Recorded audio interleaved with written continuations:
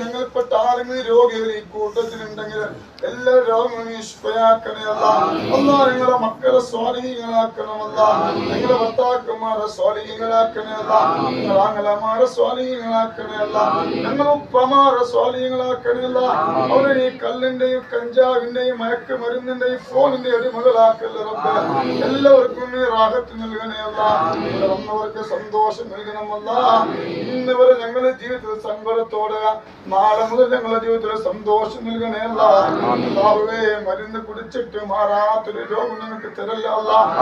ഒരു മൂലയിൽ കടന്ന് ഞങ്ങളെ കാഷ്ടവും ഞങ്ങളെ മൂത്രവും മറ്റൊരാൾ എടുക്കേണ്ട ഒരു അവസ്ഥ വരുത്തല്ല റബ്ബേ. ഖൈറ് നൽകണേ അല്ലാ. ഇവിടെ വന്നെല്ലാരെ കാര്യങ്ങളും നീ സാധിപ്പിച്ചു കൊടുക്കണേ അല്ലാ. സിഹറുകാരന്റെ സിഹറിൽ നിന്ന് കാക്കണേ അല്ലാ. കണ്ണേറുകാരന്റെ കണ്ണേറിൽ നിന്ന് കാക്കണേ അല്ലാ. എല്ലാ ബലാലും മുസീബത്തുകളെ തൊട്ട് ഞങ്ങളെ കാക്കണമല്ല.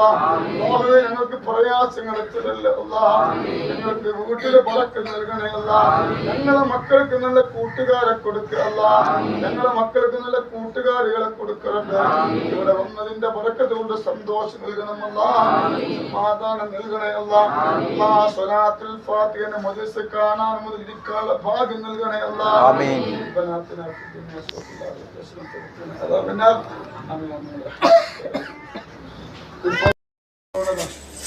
പരന്റെ താഴെ പ്രയാസമാണ്. അല്ലാഹു എത്രയും ഇപ്പൊ നടക്കാനുള്ള ഭാഗ്യം അല്ലാഹു കൊടുക്കട്ടെ.